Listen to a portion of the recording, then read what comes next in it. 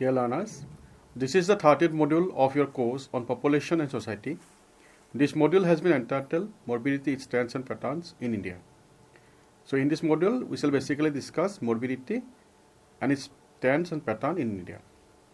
Morbidity may be defined broadly as the state of having symptoms or being unwell for an illness or condition. However, to study morbidity of a given population is not an easy task. It requires huge collection of data and rigorous studies. In this module, we shall discuss the concept of morbidity. We shall look into some of the recent studies on morbidity in India. We shall begin this module by setting our learning objectives. Then we shall discuss the concept of morbidity and mortality. After that, we shall take up a brief discussion on studies of morbidity in India. So in the next section, we shall deliberate on trends and patterns of morbidity in India from NSS recent rounds of studies. We shall conclude this module with a discussion of its brief summary. The basic objectives of this module is to discuss meaning and definition of morbidity, difference among the terms morbidity, mortality, and disease burden, briefly discuss different morbidity studies undertaken in India, and discussion on the 3 latest rounds of studies of morbidity on India conducted by NSS. To begin with, let us conceptualize the terms morbidity and mortality. Morbidity and mortality are two frequently used measures for epidemiological surveillance.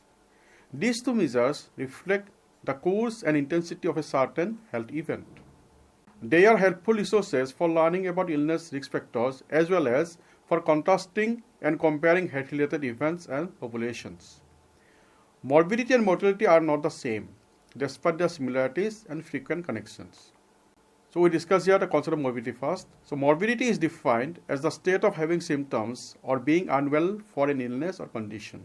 It is usually represented or estimated using 2 parameters, prevalence and incidence. Prevalence describes the proportion of the population with a given symptom or quality. In quantitative terms, it is calculated by dividing the number of affected individuals by the total number of individuals within a specific population. It is usually represented as a ratio or as a percentage. On the other hand, incidence shows the frequency at which individuals within a specific population develop a given symptom or quality. It is calculated by dividing the number of new cases within a designated particular period by the number of individuals within the population. When making this calculation, it is essential to remember to subtract the number of individuals already affected by the total number of individuals within a population. Now let us look at the concept of mortality. Mortality is a measure of how many people died as a result of the health event that is being studied. It can be expressed as an absolute quantity or as a rate. Usually expressed as a rate per 1,000 people, mortality is also known as the death rate. To calculate this rate, divide the total number of deaths for a population by the number of deaths for that population in a specific period of time.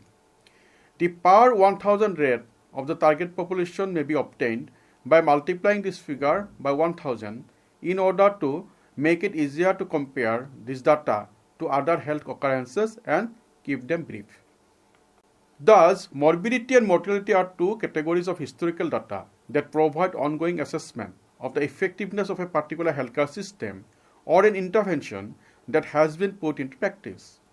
For example, maternal morbidity and mortality may be used to assess the risk associated with being pregnant and having a child, as well as the effectiveness of the healthcare they get. In the same spirit, knowing and assessing these metrics influence and direction depend heavily on proper evaluation. To sum up, morbidity and mortality together enable epidemiologists to investigate the potential cost of a health event on a community in more detail. Additionally, by using these indicators, the government may more efficiently decide which health events to focus on first, distribute resources accordingly, and take preventive measures to prevent future health events. Now, what is disease burden or burden of disease? Another similar term you will often come across in health studies is disease burden or burden of disease. Disease burden actually is the sum of morbidity and mortality. It is measured by a metric known as disability adjusted life years. Let us now briefly conceptualize two relevant terms for our study. The first is epidemiological surveillance and the other is health event. What is epidemiological surveillance? It may be defined as the ongoing and systematic collection, analysis and interpretation of health data in the process of describing and monitoring a health event. This information is used for planning, implementing and evaluating public health interventions and programs. Surveillance data are used both to determine the need for public health action and to assess the effectiveness of programs. Now, what is health event? A health event can be defined as an illness developing, an injury occurring, or a reaction to medication. So, there are two types of health events, good and bad. Now, let us discuss about studies of morbidity in India. A person's health status can be assessed in two different ways. First, as part of sample survey by interviewing an individual, we call it SRH, self-reported health, and on the other hand by a diagnostic assessment conducted by a group of physicians. We call it DAC, diagnostic assessment by a team of clinicians. It is obvious that generally speaking, asking questions or having someone complete a health-related questionnaire is probably going to be far less expensive than having that individual examined by a group of specialists. Studies on morbidity in India can be dated back to 1944 when the All India Institute of Hygiene and Public Health, Singur, West Bengal, conducted a research on Indian morbidity.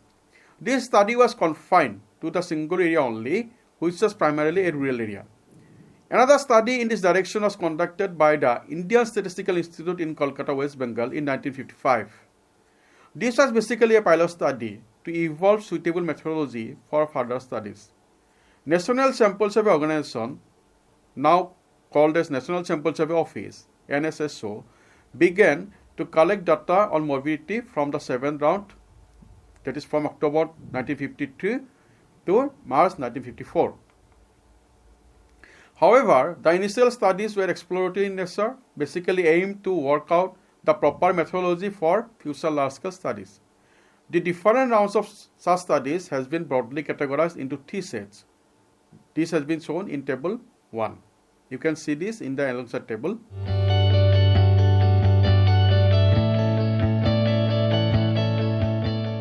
Please note, data on morbidity were gathered by NSSO, or we call it NSS, between October 1953 and May 1958 during the 7th through 13th round.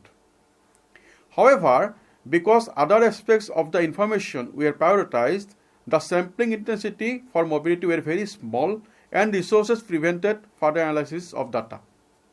Actually, morbidity data was gathered by NSS from October 1973 to June 1974 or from the 13th round onwards.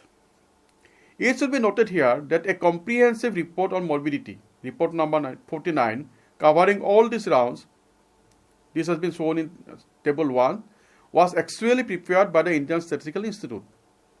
These survey rounds have been termed as the first set of surveys of morbidity in India. Since the 42nd round, NSS has started quinquennial surveys, recurring studies at different points of time. Since then, 4 rounds of quinquennial surveys have been conducted, namely 42nd, 52nd, 60th and 71st. These surveys have been categorized as the third set of NSS surveys on morbidity. In between the first and the third set of surveys, there were other 2 rounds of studies, namely 17th and 28th rounds. These have been included as the second set of NSS surveys on morbidity. Another significant fact about the third set of surveys is that these surveys were large sample surveys and hence provides much more reliable information compared to the other sets of studies. It should be noted here that the NSS surveys on morbidity as listed in the third set of survey are completely more insightful than the previous 2. In the next section, we shall discuss the findings of a few rounds of NSS surveys in some detail. Apart from NSSO, National Council for Applied Economic Research (NCAR) also conducted a few mobility studies. However, in this module, we shall basically discuss the latest 3 rounds of NSS surveys, which are studied more often.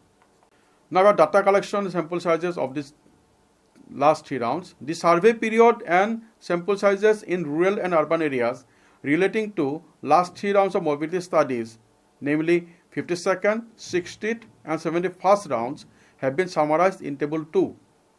So here we can see that the 52nd rounds, which was conducted during 1995 and 1996, here rural population sample sizes were 71,284, urban sample sizes were 49,658, and the total sample size was 1,20,942.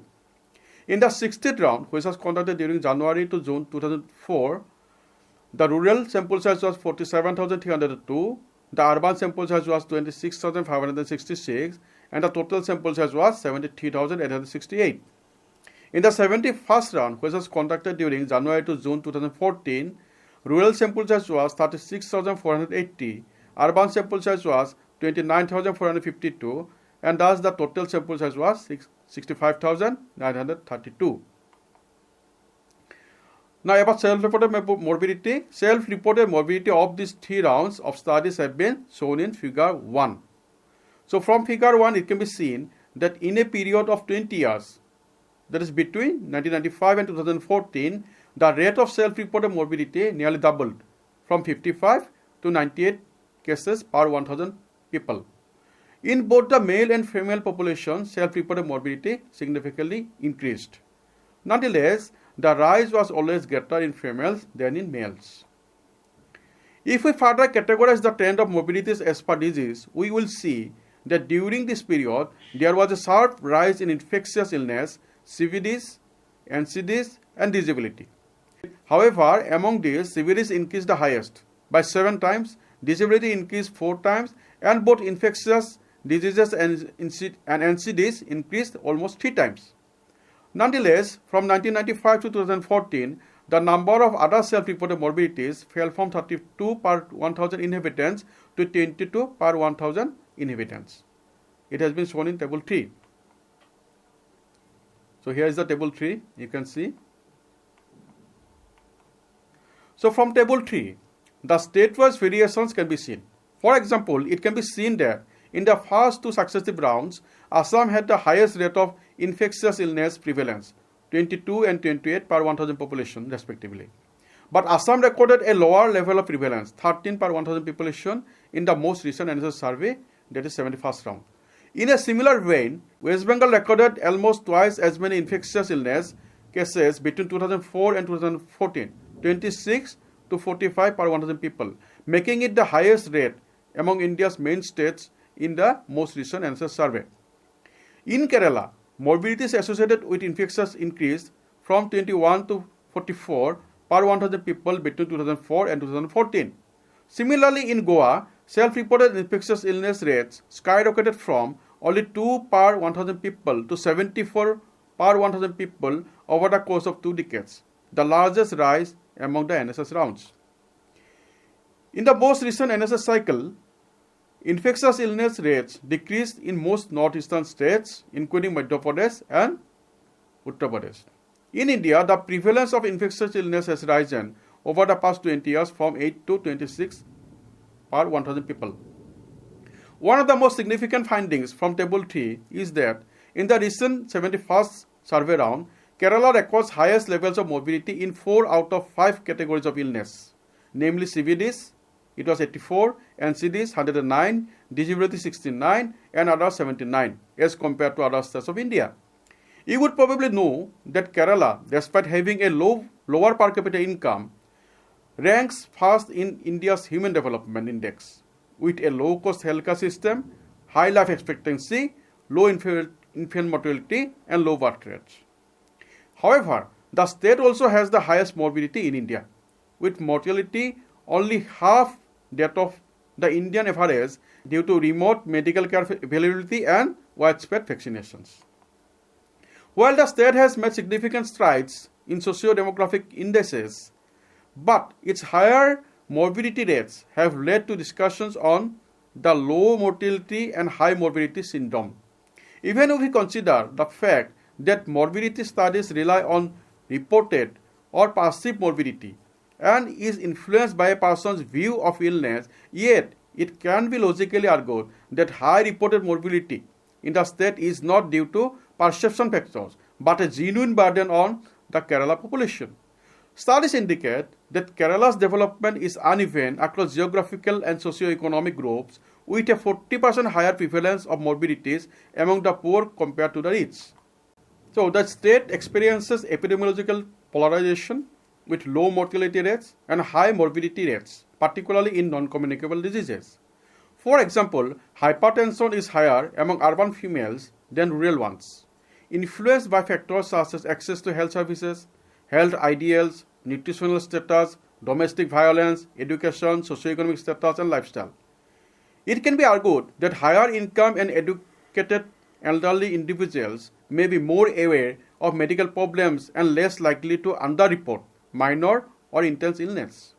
Chronic conditions due to lifestyle contribute to higher morbidity and hospitalization burdens in the state.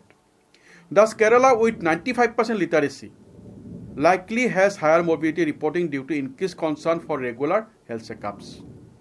Similar analysis can also be made in case of CVDs, cardiovascular diseases, NCDs, non-communicable diseases, disability and others with the help of Table 3. In summary, it can be said that while most states showed an upward trend in disability-related morbidity reports, Kerala, Andhra Pradesh, West Bengal, Punjab, Himachal and Tamil Nadu reported high rates.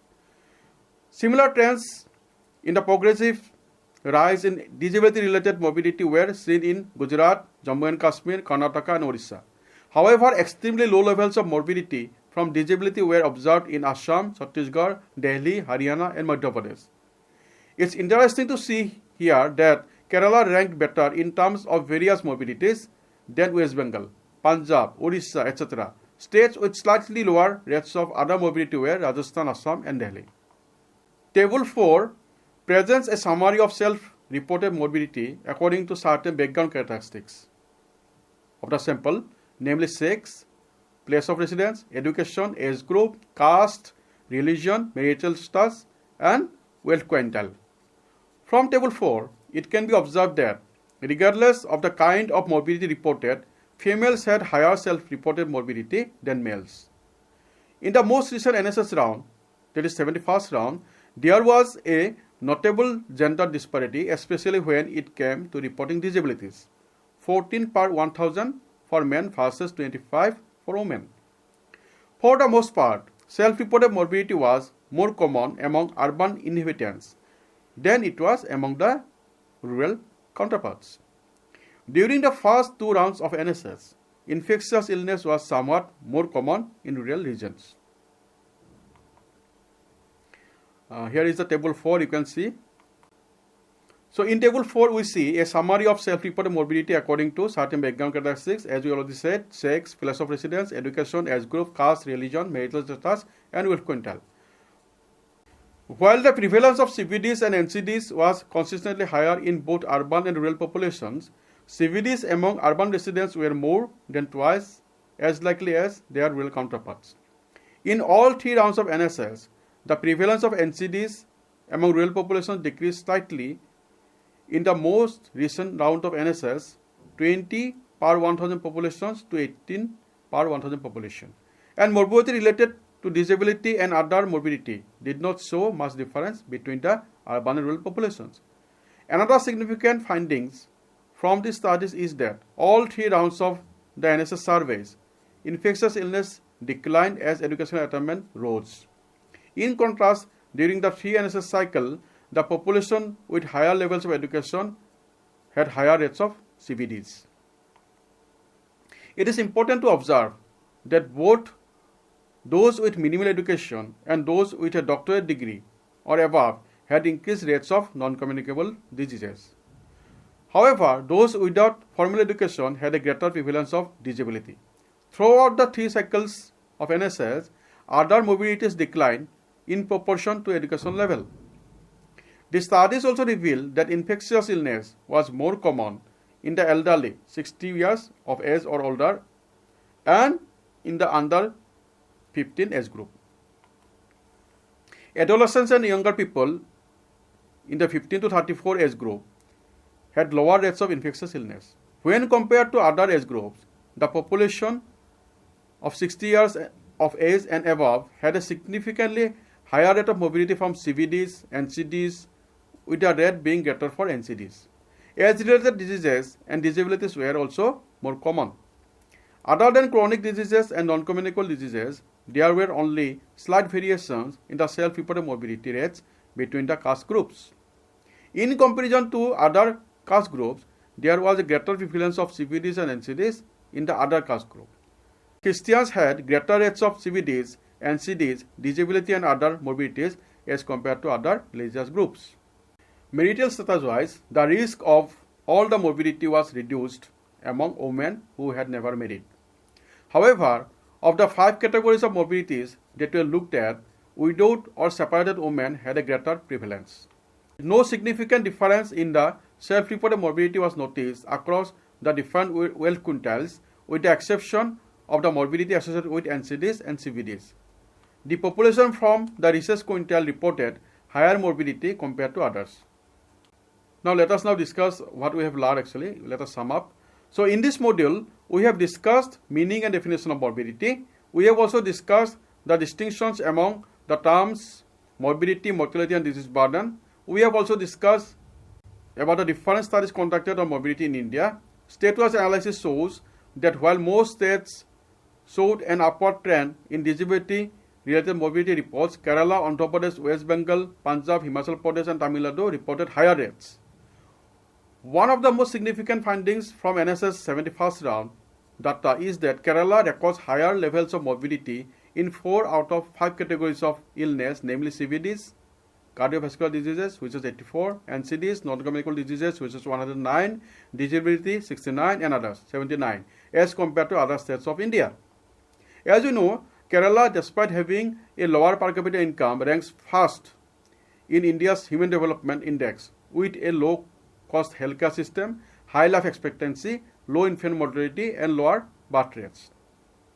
However, the state also has the highest morbidity in India, with mortality only half of the Indian average due to remote medical care availability and widespread vaccinations.